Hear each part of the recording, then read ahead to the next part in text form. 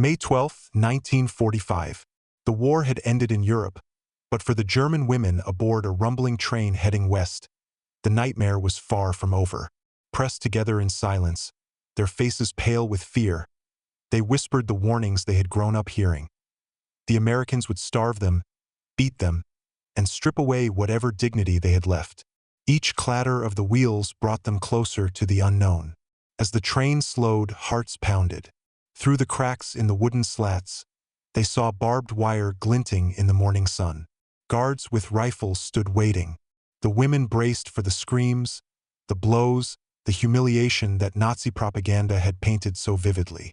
Their stomachs twisted not only with fear, but with hunger. Days of stale bread and watery broth had left them weak, hollow, and trembling. And then it came. Not the sound of gunfire, not the bark of orders, but a smell.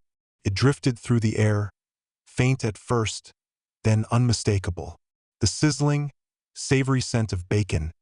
Rich, heavy, intoxicating. Some of the women thought it was a cruel hallucination, a trick of the mind born from starvation. Others looked at one another in disbelief, their eyes wide with something they had not felt in months. Hope. That smell, ordinary to the guards, extraordinary to the prisoners, would become the symbol of everything they had been taught to fear and everything they never expected to find. This was not the America they had been warned about. This was the beginning of a story that would haunt them forever. Don't forget to subscribe and comment on Requiem of Fear for more untold dark histories that the world has forgotten. The train doors creaked open with a metallic groan, sunlight spilling into the dim, crowded cars. The women flinched, bracing for shouts and blows. Instead, a firm but calm voice ordered them to step down. Guards with rifles were present, yes, but their posture was controlled, their faces unreadable, nothing like the snarling images painted by propaganda. One by one, the prisoners climbed down, their legs weak from days of travel, their eyes scanning for the promised cruelty. They were herded toward a gate flanked by tall watchtowers. The barbed wire gleamed sharply in the morning light, a reminder that freedom was far behind them.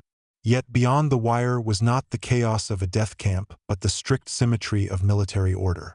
Wooden barracks stood in neat rows, pathways swept clean, flags fluttering in the breeze.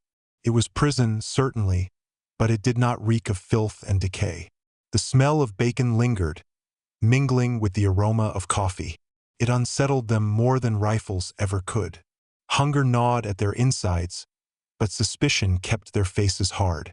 Could this be a trap, a cruel way to soften them before punishment? As they moved deeper into the compound, details emerged that confused them further. Windows had curtains. Barracks had steps freshly painted. There were flower beds, actual flowers, blooming in defiance of war. Some guards exchanged brief words with one another, their tone casual, not hateful. It was not kindness, but it was not the savagery the women had prepared themselves for. Still, fear did not vanish.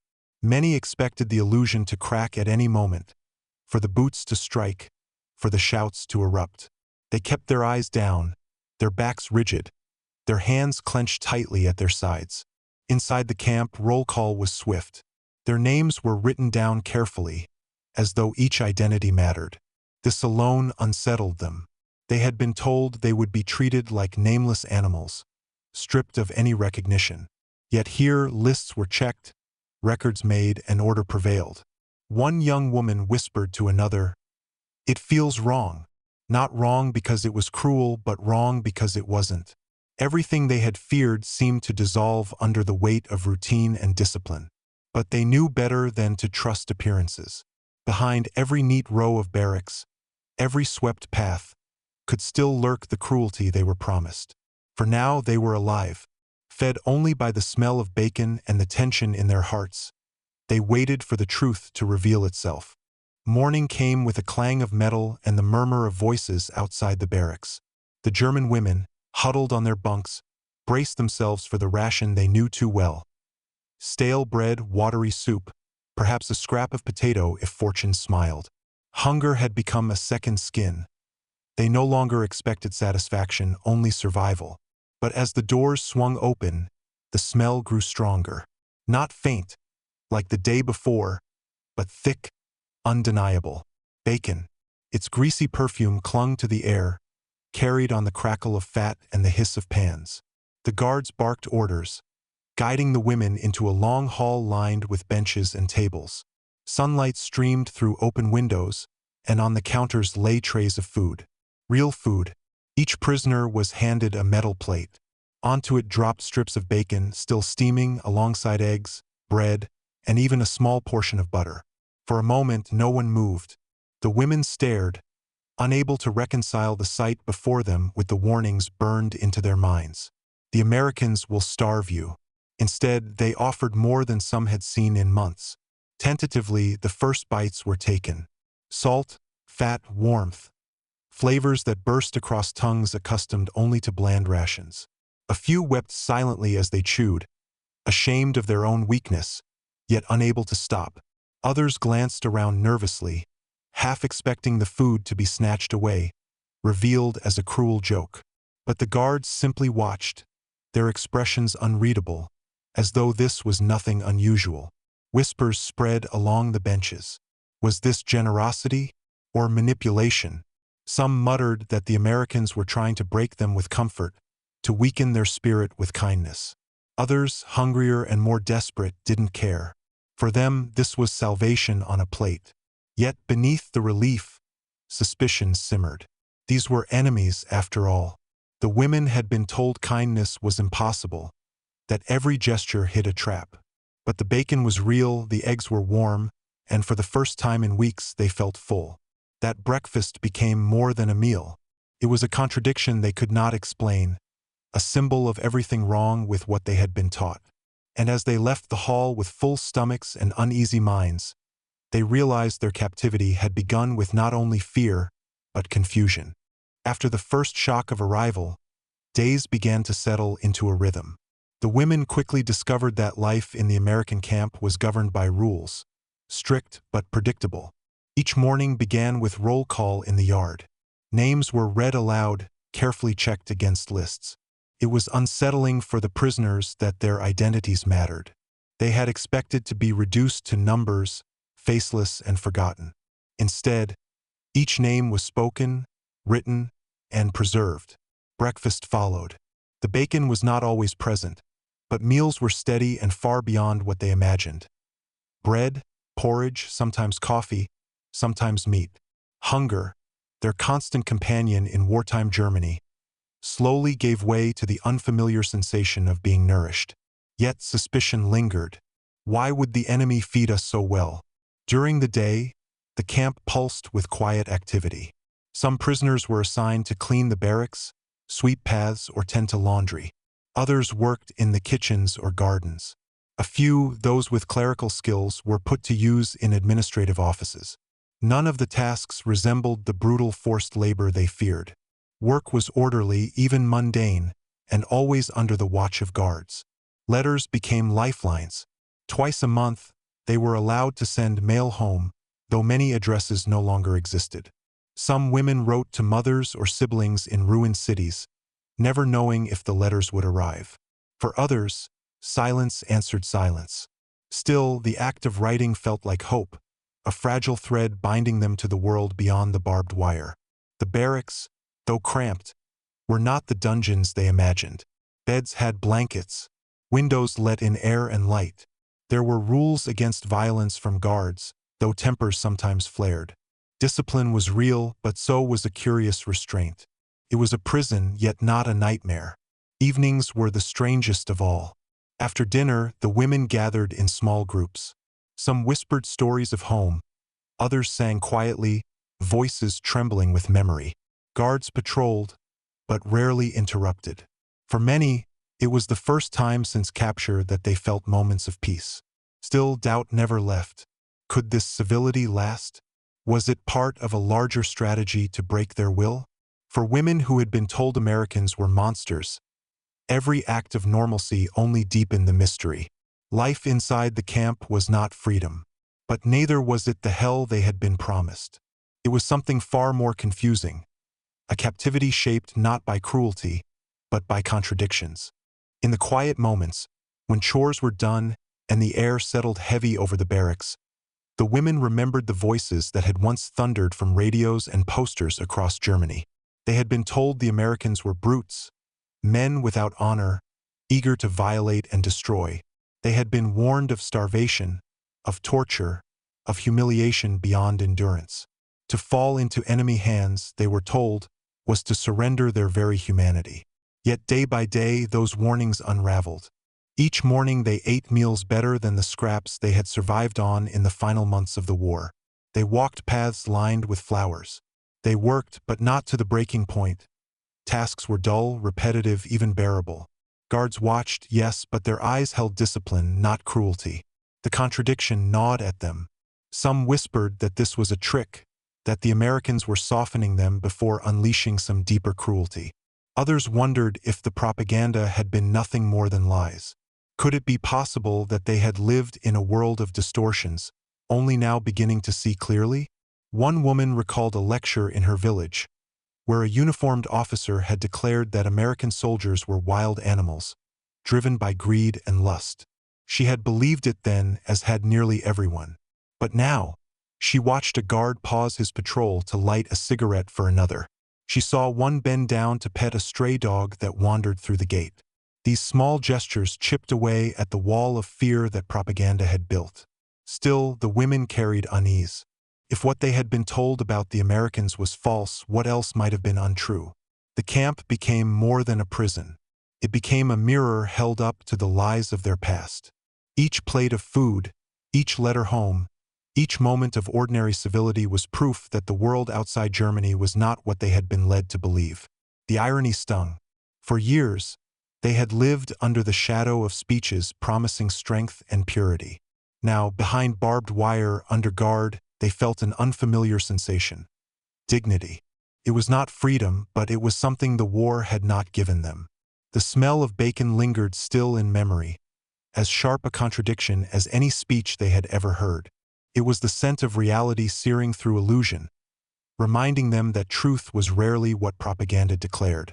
As weeks turned into months, the camp revealed a new dimension beyond food and order. It was not enough for the Americans to house and feed their captives. They wanted to reshape how they thought. For many of the women, this was the most unsettling part of captivity. It began with small offerings, books placed in the barracks library. Some were novels in German translation, stories of adventure or romance. Others were American newspapers and magazines, filled with images of a world that seemed impossibly abundant compared to the ruins of Europe. At first, few touched them, fearing hidden messages or coded insults. But hunger of the mind eventually rivaled hunger of the stomach. Pages turned, sentences were studied, and new ideas slipped quietly into their thoughts. Language lessons followed. Volunteer teachers, sometimes American soldiers with patience, sometimes civilian instructors, introduced English words and phrases. The women repeated them hesitantly, awkwardly, but slowly began to form sentences. The process was humiliating for some, learning from the enemy, but empowering for others, a chance to unlock new worlds. With each word mastered, the barriers between captor and captive thinned. The most jarring change came with the films. Gathered in the hall, the prisoners watched reels projected onto white sheets. At first, they expected propaganda celebrating America's strength. Instead, they saw images from liberated camps in Germany and Poland. Skeletal bodies piled like refuse, children staring hollow-eyed at the camera, gas chambers revealed in brutal clarity. The silence after each showing was suffocating. Many wept openly. Others refused to believe, insisting the films were staged. But doubt had been planted, and once planted, it spread. If even part of what they saw was true, then the war they had believed in was something far darker than they had imagined. Conversations in the barracks shifted. At night, whispers circled. Were we lied to all along? Were we part of something monstrous? Some clung to denial, but others could no longer reconcile what they had seen with the myths they had been fed. The certainty that had once bound them began to fracture. Ironically, the camp, meant to hold them captive, had become a place where they confronted freedom of another kind. The freedom to question, to doubt, to see. Bacon had been the first symbol of contradiction. Now books, lessons, and films deepened the wound of realization. For some, the transformation was slow, reluctant, painful. For others, it came like a wave, shattering everything they thought they knew. What began as suspicion of American motives turned into suspicion of their own past. And that suspicion would not fade, even when the gates eventually opened. Captivity no longer meant only fences and guards. It meant facing truths that could not be unlearned. For the women, the smell of bacon never faded. It lingered long after their hunger was eased, long after the routines of camp became familiar. It was not just food. It was a symbol, a paradox that haunted them. In Germany, bacon had become rare, nearly vanished from kitchens during the war. Rations were thin, meat almost non-existent. To smell it sizzling in an American prison camp was to be reminded of everything they had lost and everything they had been told. Propaganda had promised starvation in captivity. Yet here, of all places, the enemy served abundance. For some, the bacon represented survival itself. Each bite was proof they were still alive, proof that the world outside their ruined homeland held contradictions they could not explain. For others, it became a torment. Every strip of meat reminded them of the lies that had led them here, of the trust they had placed in voices that now rang hollow. The irony was sharp. Bacon, a simple breakfast food, had become a battlefield of meaning. It was kindness and cruelty tangled together. It was the comfort of nourishment and the discomfort of realizing that what they had feared most might never have been true. Even after the war, when these women returned to Germany, the memory of bacon returned with them. The smell in kitchens, the taste at family tables, never felt the same. It was bound forever to captivity, to confusion, to the uneasy awakening that began inside American fences. Bacon had become more than food. It had become a story, a memory, a scar, a reminder that truth often wears unexpected faces, and that sometimes survival comes seasoned with contradictions too heavy to ever forget. When the gates finally opened, freedom did not feel the way the women had imagined. After months of captivity, the command came suddenly. They were to be sent back. No grand farewell, no dramatic announcement. Just the quiet, bureaucratic end of their time as prisoners. They gathered their few belongings, letters folded carefully into pockets, and walked once more under the watch of guards. This time, the rifles felt less like threats and more like shadows that had always been there. The journey home was filled with silence. Each mile carried them closer to Germany, but further from the strange stability they had known inside the camp. For all its fences and rules, the prison had given them food, routine, and even glimpses of dignity. What waited for them beyond the border was far less certain. When they finally stepped onto German soil, the reality struck like a blow. Cities lay in ruins, streets reduced to rubble, houses gutted, entire neighborhoods erased by fire and bombs. Hunger clung to the people like a disease. Children with hollow cheeks begged in the streets. Mothers searched for bread crusts in the ashes. Compared to the ordered rows of the American camp, this wasteland felt more like true captivity. The women struggled with guilt. They had survived war and imprisonment, yet here were neighbors, friends, and even family members who had not. Some whispered that those who returned from American camps had been treated too well, that they had not suffered enough. The smell of bacon, once a lifeline, now became a mark of shame. How could they describe the meals, the flowers by the barracks, the unexpected civility, when so many at home had endured only hunger and despair? Letters written during captivity were reread in the ruins. Words once filled with hope now felt like betrayals. Their memories of food and routine in the camps clashed with the devastation before them. They were caught between two worlds, the prison that fed them and the homeland that starved them. For some, the return was unbearable. They avoided speaking of their time in America, fearful of judgment, fearful of admitting that captivity had been less cruel than propaganda promised. Silence became their shield. But inside, the contradictions gnawed at them. Freedom had come, but it did not feel like salvation. It felt like exile in their own land, surrounded by ruins, burdened by memories they could not share. In the end, what remained was not the fences, nor the watchtowers, nor even the faces of the guards. What remained was the smell, the thick, smoky scent of bacon drifting across the campyard, forever tangled with the memory of fear, confusion, and survival. For the German women, that smell became the paradox of their lives. It was the comfort of nourishment, yet also the reminder of betrayal. They had believed the promises of their leaders, had braced themselves for cruelty, and instead were met with something far more disorienting. Kindness laced with captivity, a breakfast that tasted like mercy but carried the bitter aftertaste of lies. History often records battles, treaties, and speeches, but for these women, history was marked in moments. Moments when propaganda cracked and reality seeped through. A strip of bacon, sizzling in a pan, carried more weight than 1,000 slogans. It proved that truth can arrive in the most ordinary of disguises, and that survival sometimes means questioning everything you thought was certain. Years later, even as they built new lives amid the ruins of Germany, the memory returned with every meal. The smell of bacon in a kitchen could silence a room, could stir tears, could drag them back to that morning when freedom and captivity blurred into one. The story of these prisoners is not just about war. It is about the fragility of belief, the way illusions collapse when confronted with reality, and the quiet symbols that outlast guns and uniforms. Their captivity ended, but the contradiction lived on, whispering through every remembered taste.